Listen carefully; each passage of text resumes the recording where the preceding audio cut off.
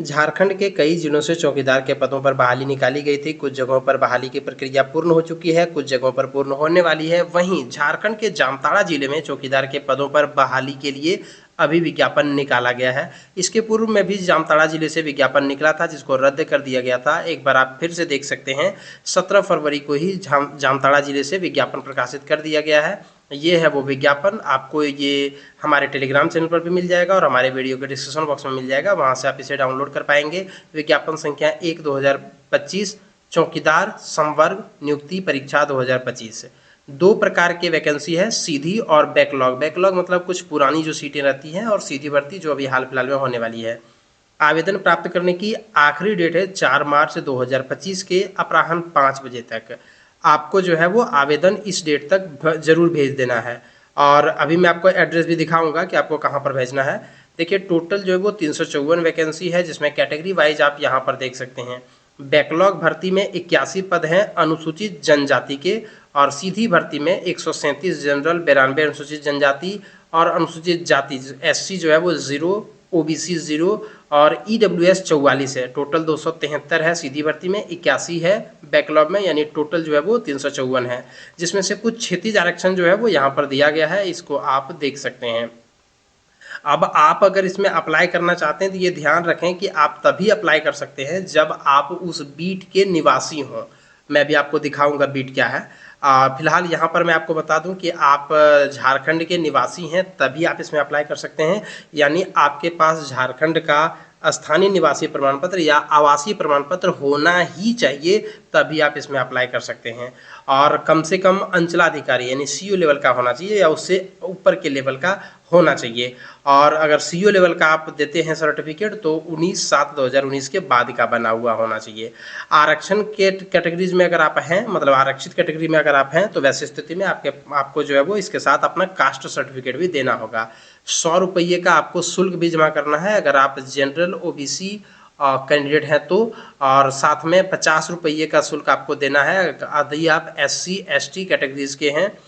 वहीं पर दिव्यांगजन और सभी महिलाओं के लिए परीक्षा शुल्क शून्य है, उनको किसी प्रकार से कोई भी पेमेंट नहीं करनी है। आपको पेमेंट कैसे करना है, तो सबसे पहले आपको बैंक जाना है, बैंक में जाकर के DD बनवाना है, बैंक डिमांड ड्राफ्ट जिसको बोलते हैं। और जो डिमांड ड्राफ्ट बनेगा वो बनेगा उपायुक्त जामताड़ा के नाम से। आपको वहाँ पर बैंक में जो फॉर्म मिलेगा उसमें भरने के लिए आता है कि किस नाम से बैंक ड्राफ्ट बनेगा, तो आपको लिखना है उपायुक्त जामताड़ा। और आप जिस कैटेगरी के हैं उस अनुसार से आप 100 रुपये 50 रुपये का बना सकते हैं। बाकी अगर आप महिला कैंडिडेट हैं या फिर दिव्यांग हैं तो वैसी स्थिति में आपको DD नहीं देना है। आपको यहाँ पर जो शैक्षणिक योग्यता है वो कम से कम 10वीं पास होनी चाहिए। और साथ में आपके पास अगर कैरेक्टर सर्टिफिकेट है तो अच्छी बात है, क्योंकि कैरेक्टर सर्टिफिकेट आपकी कैरेक्टर अच्छी होनी चाहिए। हालांकि ये अभी नहीं मांगा गया है। अभ्यर्थी का चरित्र अच्छा हो, आपराधिक इतिहास ना हो। चरित्र की जांच उनके नियुक्ति के पूर्व प्राधिकार द्वारा करवाई जाएगी, ये बाद में कराया जाएगा। लेकिन अगर आपके पास अगर आप कैरेक्टर सर्टिफिकेट है तो आप दे दीजिए। आपकी उम्र 1/7/2024 को 18 वर्ष कम से कम होना चाहिए, और अधिकतम उम्र यहाँ कैटेगरी वाइज आप देख सकते हैं। आप जिस कैटेगरी के हैं उस कैटेगरी के आप देख सकते हैं। वहीं पर अगर हम बात करें, आयु की गणना 1/7/2024 के आधार पर की जाएगी। और महत्वपूर्ण बात यह है कि आप तभी अप्लाई कर सकते हैं जब आप उस बीट के निवासी हैं, आपको साइकिल चलाने का ज्ञान है, तभी आप इसमें अप्लाई कर सकते हैं। अभी मैं आपको बीट के बारे में आपको बताऊंगा, उसके लिए आप थोड़ा सा धैर्य बना करके रखिए। इसमें नियुक्ति की प्रक्रिया में सबसे पहले होगा आपकी लिखित परीक्षा, उसके बाद होगा शारीरिक माप, और उसके बाद होगा शारीरिक जांच यानी दौड़ वगैरह। यानी सबसे पहले जो है वो 50 अंकों का एक लिखित परीक्षा लिया जाएगा, जिसमें 30% अंक लाना अनिवार्य है। सामान्य ज्ञान और स्थानीय भाषा से संबंधित प्रश्न होंगे, और 1:3 की संख्या में ली जाएगी, मतलब जितने कैंडिडेट की आवश्यकता है उससे 3 गुना लिया जाएगा। उसके बाद आपकी शारीरिक माप जो है वो इस अनुरूप में होना चाहिए। अगर आप जनरल और EWS हैं तो 160 सेंटीमीटर, पिछड़ा है तो 160 सेंटीमीटर, SC ST हैं तो 155 सेंटीमीटर, और महिला है तो 148 सेंटीमीटर हाइट होनी चाहिए। ये दूसरी प्रक्रिया होगी। पहली तो लिखित परीक्षा, दूसरी शारीरिक माप, और तीसरी जो होगी वो दौड़ होगा। तो पुरुषों के लिए जो है वो अगर 5 मिनट से पहले दौड़ कंप्लीट करते हैं तो ऐसी स्थिति में आपको 20 नंबर मिलेंगे, और 5 मिनट से लेकर के 6 मिनट के बीच में तो 10 अंक मिलेंगे। उसके बाद आपको जो है वो बाहर निकाल दिया जाएगा। महिलाओं के लिए 8 मिनट से पहले अगर कंप्लीट करते हैं तो 20 नंबर, और अगर 8 से 10 मिनट के बीच में पूरा करते हैं तो 10 नंबर। आपको जो दौड़ होगा वो दौड़ 1 मील की होगी, यानी 1.6 किलोमीटर 1600 मीटर का आपको दौड़ करना है। लिखित परीक्षा और शारीरिक जांच इन सबों में अगर आप पास कर जाते हैं तो वैसी स्थिति में आपका जो है वो मेडिकल वगैरह होगा और फिर डॉक्यूमेंट वेरिफिकेशन के बाद आप जो है वो चौकीदार बहाली के लिए योग्य हो जाएंगे। चौकीदार के पद पर बहाली परीक्षा के आधार पर की जाएगी। परीक्षा की अवधि 2 वर्ष की होगी, यानी सबसे पहले आपको बहाल किया जाएगा 2 सालों के लिए। अगर 2 साल आप बढ़िया सेवा करते हैं तो फिर उसको आगे बढ़ा दिया जाएगा, लेकिन ये आमतौर पर होता नहीं, बढ़ा ही दिया जाता है और आप अच्छे तरीके से ही ड्यूटी करते हैं। ये पे स्केल है 5200 से 20,200, ग्रेड पे 1800 में है। सेक्श और आपको आवेदन जो करना है तो सबसे पहले आपको फॉर्म लेना है। फॉर्म के साथ अपना सभी शैक्षणिक डॉक्यूमेंट, मतलब अगर आप यहाँ 10वीं पास मांगा गया है तो 10वीं का मार्कशीट आप लगा दीजिए, आवासीय प्रमाण पत्र आप लगा दीजिए, आरक्षण का दावा करते हैं जाति प्रमाण पत्र लगा दीजिए, और जन्मतिथि से संबंधित प्रमाण पत्र, अगर आपके पास 10वां का मार्कशीट है तो वही लगा दीजिए इसमें भी। अगर आपके पास कार्य अनुभव का कोई प्रमाण पत्र है तो वो आप दे दीजिए। 4 पासपोर्ट साइज फ़ोटो दे दीजिए। और आपको जो लिफाफा है वो लिफाफा के ऊपर विज्ञापन संख्या लिखिए, आप किस आवेदित पद का नाम, चौकीदार लिखिए, बीट संख्या लिखिए, ग्राम का नाम लिखिए और संबंधित पंचायत, अंचल और थाना का नाम लिखिए। किसी अन्य कार्यालय में आवेदन जमा करने पर आपका आवेदन जो है वो निरस्त कर दिया जाएगा, इसलिए आपको आवेदन जो है वो कहीं जाकर के जमा नहीं करना है, बल्कि आपको 4 मार्च 2025 के शाम 5 बजे तक भेज देना है स्पीड पोस्ट के माध्यम से। स्पीड पोस्ट से भेजने के लिए आपको इस एड्रेस का इस्तेमाल करना है: कार्यालय उपायुक्त जामताड़ा, जिला सामान्य शाखा, समाहरणालय भवन जामताड़ा, पिन नंबर इतना। ये एड्रेस आपको लिफाफे पर दाहिने साइड में लिखना है, बाएं साइड में आपका अपना एड्रेस रहेगा। आवेदन हाथों हाथ स्वीकार नहीं किया जाएगा, आपको स्पीड पोस्ट के माध्यम से ही वहां पर भेजना है। और इसके साथ ही आपको डीडी उसमें जरूर लगा देना है, अगर आपका डीडी की जरूरत है तो। जैसे मैंने आपको बताया कि किनको किनको पेमेंट लगेगा, किनको नहीं लगेगा। ये है आवेदन। सबसे पहले आपको इस आवेदन को बढ़िया तरीके से भर लेना है। यहाँ पर आपको अपना एक फ़ोटो चिपकाना है। यहाँ पर गृह जिला का नाम, अपने ज़िले का नाम, यहाँ पर अंचल का नाम, यहाँ पर बीट का नाम, यहाँ पर बीट संख्या और यहाँ पर आपको ग्राम का नाम भर देना है।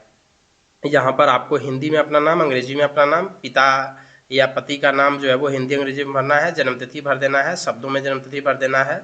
आपको इस डेट को आपको उम्र कितनी हो रही है वो भर देना है। अपना एड्रेस यहाँ पर भर देना है, फिर यहाँ पर भी एड्रेस भर देना है, पत्राचार का पता और अस्थायी पता। अगर अलग अलग हो तो अलग अलग भरें, अन्यथा एक ही भर देना है। आधार नंबर भर देना है। राष्ट्रीयता यहाँ पर भारतीय भर देना है। 2 पहचान चिन्ह शरीर में वो भर देना है। मैट्रिक का डिटेल यहाँ पर डाल देना है। आप किस कैटेगरी के लिए अप्लाई कर रहे हैं वो यहाँ पर आपको डाल देना है। आप पुरुष हैं कि महिला है उसके सामने टिक कर देना है। दिव्यांग अगर है तो आप इसको भरना है। अपना जाति प्रमाण पत्र, आवासीय प्रमाण पत्र का डिटेल डाल देना है। अगर आपको जाति की जरूरत नहीं है तो सिर्फ आवासीय का डाल देना है। वहीं आपको बैंक ड्राफ्ट अगर आप दे रहे हैं तो उसका यहाँ पर डिटेल डाल देना है। और उसके बाद क्या आपके ऊपर कोई आपराधिक मामला केस उस है तो यहाँ पर है तो हाँ, नहीं तो नहीं डाल देना है। उसके बाद कार्य अनुभव का, अगर आप चौकीदार के रूप में कार्य किए हैं तो उसका यहाँ पर डिटेल डाल देना है। यहाँ आपको अपना नाम डाल देना है, यहाँ पर आपको अपना गांव का नाम और यहाँ पर डेट डाल देना है। यहाँ पर साइन कर देना है। क्या क्या डॉक्यूमेंट आप लगाए हैं वो उसका यहाँ पर विवरणी डाल देना है। और इसके साथ ही ये वाला फॉर्म भी आपको भर देना है। सेम उसी प्रकार से सारा एड्रेस वगैरह डाल देना है और उसके बाद आपको भेज देना है ऊपर जो मैंने आपको एड्रेस बताया उस एड्रेस पर। अब मैं आपको बीट के बारे में बता दे रहा हूँ। देखिए आप जैसे यहाँ पर देखिए अंचल का नाम है जामताड़ा, रिक्त बीट संख्या है 2/1, बीट का नाम है काला झरिया और बीट के अंतर्गत में 2 गांव आते हैं, रघुनाथपुर और शहरपुरा, पंचायत शहरपुरा, और चौकीदार का पद यहाँ पर रिक्त है। तो जब आप फॉर्म भरें तो फॉर्म भरते समय भी आपको यहाँ पर उन्हीं चीज़ों की जरूरत पड़ेगी। देखिए यहाँ पर जैसे लिखा हुआ है आवेदित बीट संख्या, तो यहाँ पर 2/1 लिखना है। बीट ग्राम का नाम, बीट के ग्राम का नाम आपको यहाँ पर भर देना है। यानी जो बीट का ग्राम है, जैसे बीट के ग्राम का नाम देखिए रघुनाथपुर शहरपुरा ये दोनों है, पंचायत शहरपुरा पड़ता है। ठीक इसी प्रकार से आप तभी आवेदन कर सकते हैं जब आप इस बीट के रहने वाले हैं। अगर आप जामताड़ा जिले के नहीं रहने वाले हैं, दुमका जिले के रहने वाले हैं या देवघर जिले के रहने वाले हैं या फिर रांची के रहने वाले हैं तो आप इसमें अप्लाई नहीं कर सकते हैं। जामताड़ा के ज़िले के हैं और उसी बीट के रहने वाले हैं तभी आप इसमें अप्लाई कर सकते हैं। जैसे यहाँ पर आप देखिए, जैसे ये सब जामताड़ा अंचल का डिटेल दिया गया है।